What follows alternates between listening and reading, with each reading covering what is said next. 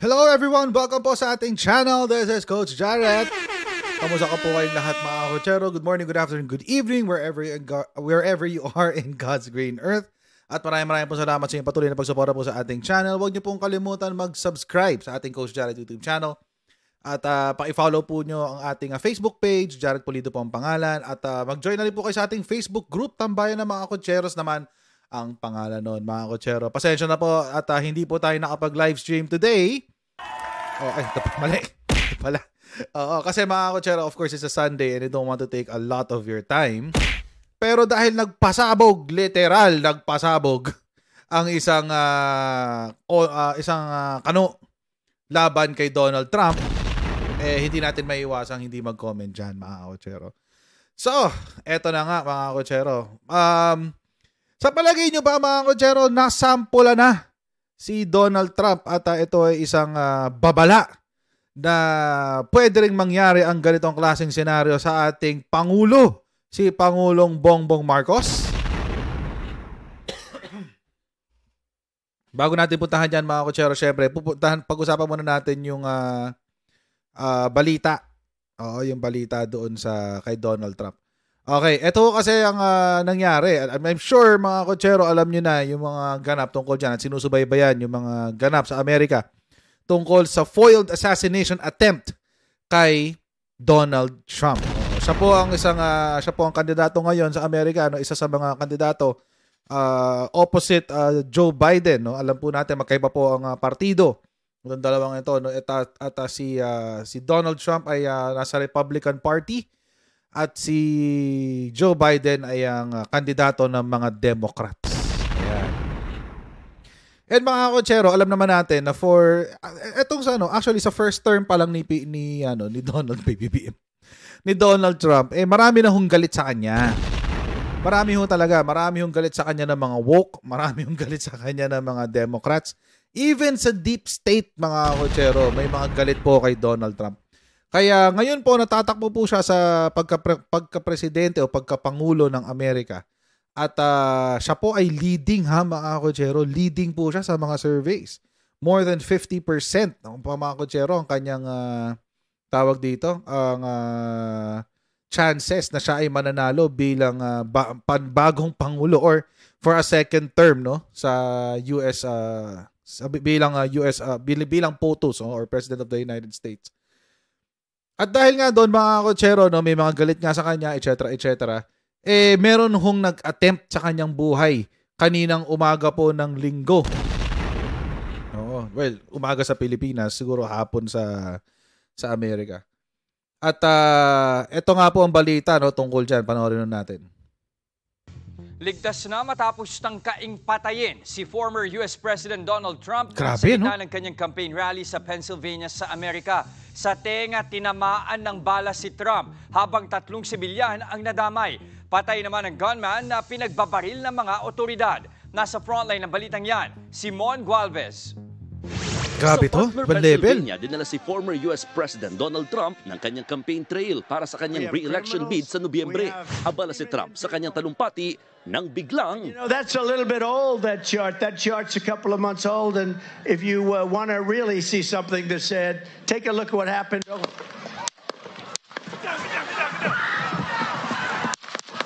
Yun, putukan, no? Grabe. Sunod-sunod na putok ng baril ang umalingaw-ngaw na pahawak sa tenga ng dating Pangulo bago siya dumapa sa podium. Agad namang pinalibutan ng Secret Service security si Trump. Matapos ang ilang segundo, tumayo ang grupo para dalhin sa kanyang sasakyan si Trump. Pero bago siya umalis, ay sumenyas muna siya sa mga taga-suporta. Fight! Fight! Fight! Bukod kay Trump, isang sibilyan din ang tinamaan ng bala at namatay. Grabe yung tama ni Trump. Well, nakakalungkot din na mayroong namatay, no? Pero grabe yung tama niya. Ito lang, oh. Ayan yung tama niya, oh. Grabe. A few millimeters closer, oh. A few millimeters closer. Patay, wala. Pinaglalamayan na si Donald Trump ngayon. A few millimeters closer to the head. Or to the right, no? Grabe. Grabe. Ibang level to, mga kochero. This is a different level of violence, mga kochero. And sa isa pong democratic space, sa isa pong mundo na kung saan tayo ay dapat sumusunod at naniniwala sa demokrasya, hindi ho dapat nagaganap itong mga ganitong klase ng ganap. Kasi po sa demokrasya, ang laban po natin ay hindi sa bala, hindi sa pamamagitan ng bala. Ang labanan po natin ay sa ideya. Diba? Magbardagulan tayo, mag-asaran tayo, etc. etc. Walang problema yun. Pero, hanggang dun lang. Oo. Wag na wag po pe-personalin. Swerte rin to si Donald Trump. Well, I don't believe in luck. Baka sinalba lang talaga siya ng Diyos dyan. So, tuloy natin yung balita. Bukod kay Trump, isang sibilyan din ang tinamaan ng bala at namatay. Meron namatay isa eh. Dalawang iba pa ang critical. Ligaw na bala yun eh. Napatay naman ng mga pulis ang gunman na isang Thomas Matthew Crooks. Base sa investigasyon, wala sa mismong staging area ng campaign ng gunman, kundi pumosisyon siya sa isang bubong mahigit 100 metro ang layo kay Trump. Dahil sa mga putok ng baril ay natunto agad ng FBI at ng mga pulis ang posisyon ng gunman at saka siya binaril. Matapos magpunta sa ospital, sa social media dinani Trump ang lahat ng pasasalamat niya sa mga pulis at Secret Service members na tumulong para i-neutralize ang shooter. Isang bala ang tumagos sa itaas na bahagi ng kanyang kanang tenga. Bagamat dinugo siya ng malala, ay nasa mabuting kondisyon na si Trump. Sa isang press conference naman, kinumpirma ng Federal Bureau of Investigation na assassination attempt nga ang nangyari. Pero blanco pa sila sa motibo ng gunman. As I mentioned, we have a number of agents on scene. We also are working closely with other federal agencies, our state partners, and our local police partners as well. The single greatest priority would be to identifying a motive and whether there was anyone else involved. Heto na ang pinakamalalang assassination attempt sa isang presidente o presidential candidate ng Amerika. Mula nang barilin si former US President Ronald Reagan sa Washington DC noong 1981. 2005 naman nang hagisan ng granada si former President George Bush sa bansang Georgia. Pero hindi ito sumabog. Kasunod ng pag-atake, kinundina ni US President Joe Biden ang pag-atake kay Trump. Look, there's no place in America for this kind of violence. It's sick. It's sick. It's one of the reasons why we have to unite this country. We cannot allow for this to be happening. Kinundina rin ng ibang world leaders ang pag-atake. Kabilang narito si Pangulong Bongbong Marcos Jr. Sa ngayon ay nakabalik na ng New York si Trump. Hinigpitan na rin ng seguridad sa paligid ng Trump Tower. Nagbabalita mula sa frontline. Yun. Mon Gualvez, News 5. Yan. So mga kotsero,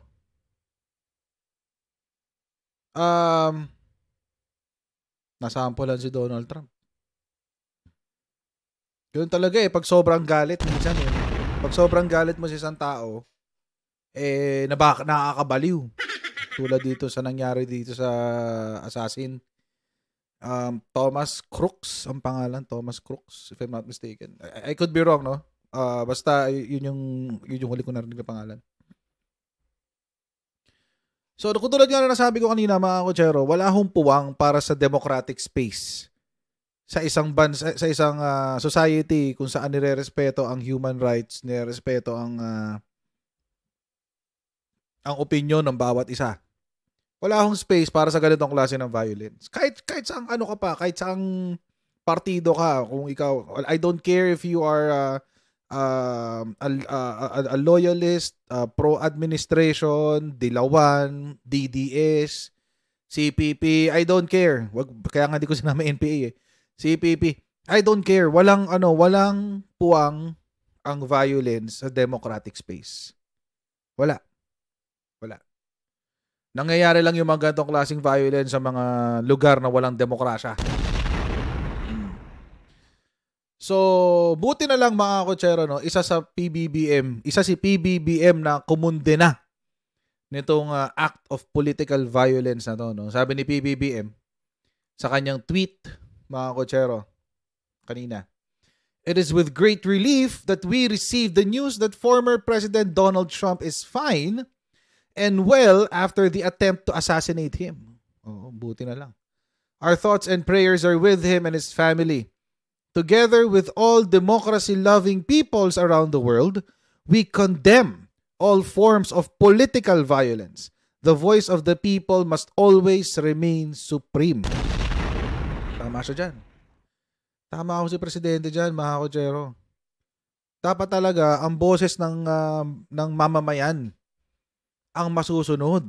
Hindi yung kagustuhan lang ng iilan, hindi yung kagustuhan lang, in this case, yung kagustuhan ng assassin na patayin si Donald Trump. Pero mga kotsero, no, isa rin po kaya itong babala sa ating Pangulo. Posible rin ho kaya itong babala sa ating Pangulo. Alam niyo po mga kotsero, naisip ko po yan kanina. Noong nabalitaan ko po yung itong si Donald Trump, noong nabalitaan ko na inassassinate nga. Ang unang-unang pumasok sa isip ko, nako, paano na si Presidente? Baka magka-idea yung mga tao sa paligid na gustong naatat at ambisyoso at ambisyosa. Baka magka-ideya eh. Alam nyo kung bakit? Alam nyo mga kotsero, si PBBM po, alam naman po natin kung anong klaseng tao yan, anong klaseng politiko. He's very down to earth. Alam naman natin lahat yan mga kotsero. Si PBBM napaka down to earth na na politiko. Wala yang tinatalikurang individual, wala yang tinatalikuran na crowd. Nakita nyo naman nung kampanya na kahit bali-baliin na yung braso niya, kakamay siya sa mga tao. Nakita nyo naman nung kampanya na dapat yung kung kahit wala siyang pakialam, may yumakap, may humalik, wala siyang paki. Wala siyang paki. Mga kotsero, nakakatakot na rin ngayon kasi hindi natin alam, baka merong mga taong may ibang intensyon. At baka abusuhin yung ganitong klaseng ugali ni PBBM. At lalo na magkaroon na, dahil nga sa ganong klase may easy access madaling malapitan. Magkaroon ng pagkakataon na i-assassinate ang ating Pangulo. Wag naman po sana. Wag naman po sana. Tulad nga na sinabi ni Presidente kanina, no? There's no space for political violence in our country. Lalo na we are claiming to be a democratic one. We're claiming to be a democratic country. Kaso mga kotsero, alam naman natin na may mga nagsalita nitong nakaraan. Na para bang may alam sila. Syempre tayo dinidisregard lang natin yan as a joke. 'Di ba? Dinidisregard lang naman natin yung sinabi ni VP Sara tungkol sa designated survivor. Dinidisregard lang naman natin yan Iniisip natin joke lang. Oo. Pero hanggang ngayon no comment pa rin si Sara tungkol diyan sa joke na yan. Hindi pa rin siya nagko-komento tungkol diyan. OVP silent on Sara Duterte's designated survivor remark. Sabi, wala pa rin siyang comment. Reporters specifically asked if Duterte was insinuating a security threat in the upcoming event. Tama naman mga kotsero. I think mga kotsero, of course, our press, dapat talaga lang tanungin yung question na yan. Kasi bakit ka magjo-joke na designated survivor ka? Quote unquote. Wala, again mga kotsero linawin lang natin. Wala pong designated survivor law or clause sa atin pong judicial sa atin pong mga batas no sa law of the land, even in a policy wala hong ganyan. Wala hong designated survivor. Sa Amerika lang po 'yan. At just to make things clear, ang designated survivor po or ang protocol no, designated survivor protocol sa Amerika.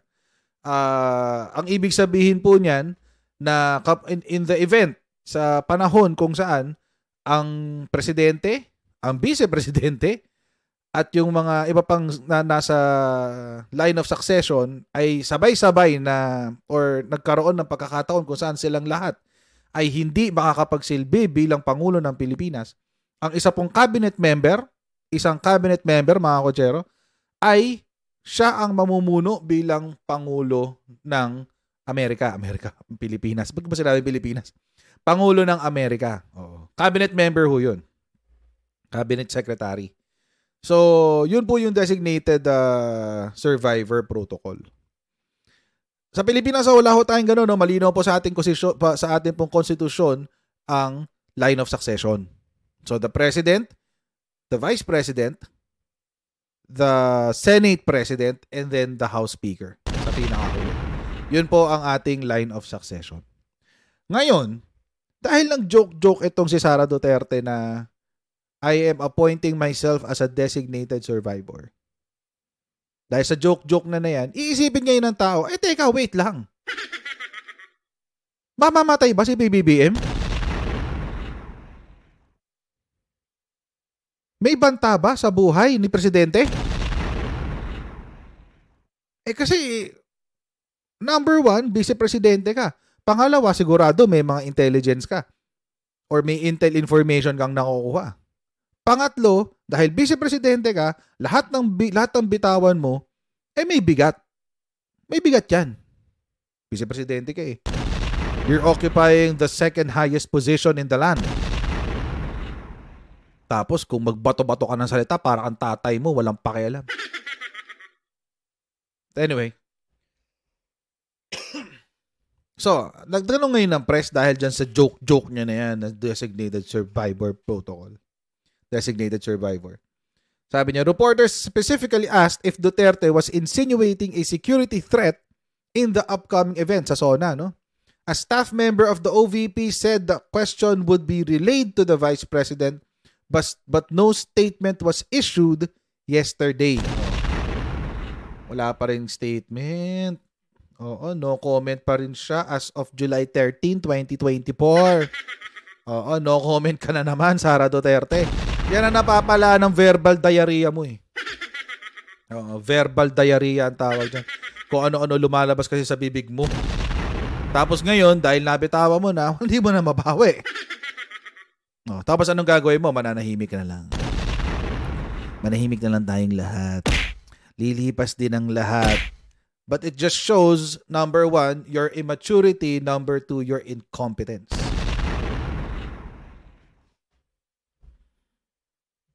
Anyway. So, ayun na nga. Kaya mga kotsero, hanggang ngayon, binibira pa rin si Sara dyan sa designated survivor. Sabi ni Coco Pimentel, it is a bad joke. It's a bad joke. Sabi na ni Coco Pimentel. Partida, oposisyon na to, guys. Ha? Partida, oposisyon na to. Ito yung mga tao na hindi mo iisipin na magde-defend sa administrasyon. Pero, doon nagsalita si Duterte ng napakawalang kwenta niyang designated survivor. Anong sinabi ni Coco Pimentel? Ano ba yan? Bad joke? It's bad taste, man. According to Pimentel, Duterte should not have made that joke in the context of the upcoming SONA. Dapat di ka nagjo-joke ng mga ganyan, lalo na't merong SONA. Sabi, she should not have done that in the context of SONA. She should not have joked about that. That's not a good joke. Kasi alam niyo kung bakit hindi siya magandang joke. Marami kasing like yung mga Duterte vloggers. Sinasabi nila, nag-joke lang naman eh. Ano ba? Masyado kayong seryoso. Kaya ganyan eh. Di ba? Kaya relevant si Sara kasi ganyan eh. Konting reaction niya. Ganto, ganyan. Tsaka husay-husay talaga niya. Para siyang tatay niya. Political genius, master strategist, art of war, Sun Tzu. Diba? Ganun sila eh. But the thing is, mga kotsero, bilang isang vice-presidente, bilang hinalal ng taong bayan para suportahan ang ating Pangulo, hindi ka dapat nag-joke ng gano'n. Kasi nga, number 1, hinalal ka ng taong bayan bilang miyembro ng Uniteam. Hindi siya mananalo kung walang Uniteam. Hindi siya mananalo kung walang Bongbong at Amy Marcos. Parang tatay niya. Umangkla sa Marcos para manalo sa pagka-presidente. Di ba? Ganun eh. So dapat, ikaw yung unang-una nagpoprotekta sa kanya bilang vice-presidente. At least in the political realm. That's the expectation eh. Number 1. Number 2, hindi rin siya magandang joke kasi nagmumukha siyang atat. O baka atat nga talaga, kaya ganun. Baka atat. Nagmamadali. Gusto makaposisyon agad. Pero really, at the expense of the life of another person? Talaga ba? So, nag-a-anticipate na siya na mamamatay si PBBM? Kaya siya bad joke. Kaya ang pangit ng joke niya. Ang pangit, ang baho ng joke niya. Tapos, anong sagot? Wala pa rin. Tulad ng always, no comment, no comment. Walang kwenta talaga ng BP na to.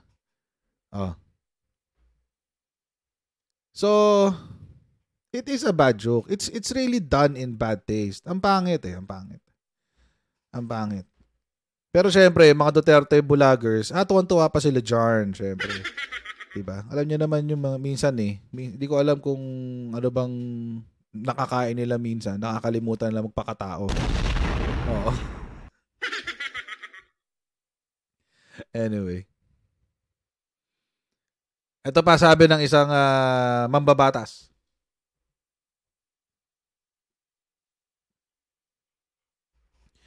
Kahapon naman to sinabi, no? VP Duterte's designated survivor joke poor in taste. Sabi pa ng isang mambabatas. Sabi, Vice President Sara Duterte's self-appointment as the designated survivor is in poor taste and a reflection of a dangerous and outdated approach to politics that we must leave behind. Dapat daw, iniiwan na raw yan sa ganyan. Iniiwan na raw yung ganyang klaseng sistema. Ang nakalusugan, Party List Representative Ray Reyes said on Sunday. The lawmaker also said Duterte's joke trivializes the serious matter of national security. Huli ni Kuya. Huli ni Kong Ray Reyes. Kung bakit napakapangit ng joke na yun. Because this is a conversation about national security. Bakit? The president, mga kotsero, ang presidente, ang siyang naniniguro na ang lahat ng aspeto ng buhay sa Pilipinas ay buo. Hindi pwede yung nagkakagulo, hindi pwede yung ganito, hindi pwede masyadong mataas ang presyo ng bilihin, hindi pwedeng masyadong ganito, etc., etc. Hindi pwede mababa ang sahod or hindi nakakabuhay ang sahod, etc., etc. And sa lahat ng bagay na to, mga kotsero, sa gitna niyan ang presidente. At ang presidente, mga kotsero, sinisiguro na lahat ng mga bagay na yon ay tumatakbo na maayos. Ngayon, kung sa sobrang ambisyon mo, nag-joke ka na, baka mamatay yung presidente, kailangan safe ako. Diba? Baka kasi mamatay yung presidente, kailangan ready ako to take the succession. Joke lang talaga. Paano pag may sumeryoso? Hindi mo alam maisip ng tao Hindi mo alam maisip ng tao. Lalo na kapag galit na galit. Tulad nung attempt ng assassination kay Donald Trump. Do you think that person is part of the government? No. He's a civilian. 20 years old. Civilian. 20 or 20, basta 20-something years old. Bata pa. Pero dahil napuno ng galit, nakondisyon ng mga Democrat sa Amerika na magalit kay Donald Trump. Inaktuhan niya yung kanyang mga paniniwala. Yung mga Duterte vloggers, marami silang sinasabi. Si President Bongbong Marcos ganito, si President Bongbong Marcos ganyan, etc., etc., what have you. Dapat talaga si Sara na lang maging presidente natin kasi ganto-ganto, ganyan-ganyan. Paano pag meron kayong fanay dyan?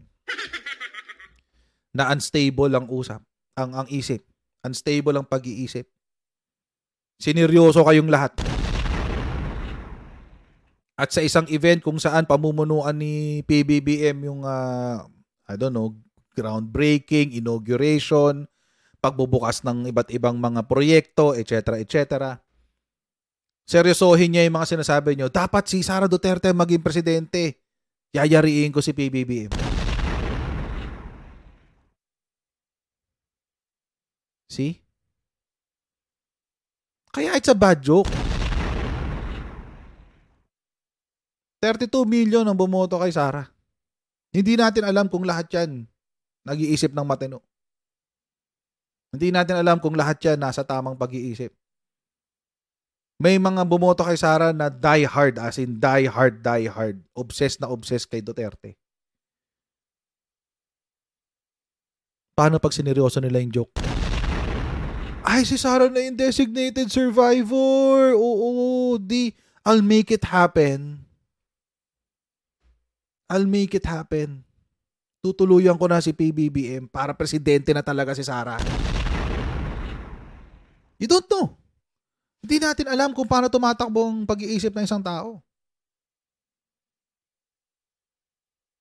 Kaya yung joke ni Sara na yan is very irresponsible. It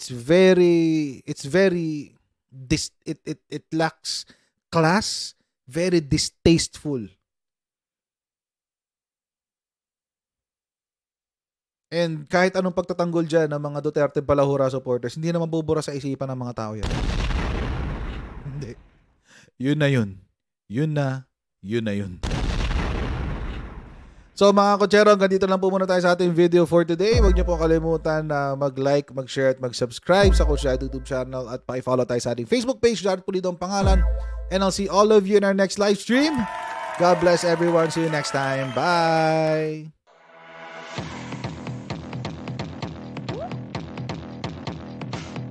Pag ganun, huwag natin gawing tanga mga Pilipino. Mas maganda kasi na sa pilit mo yung pagkakamali.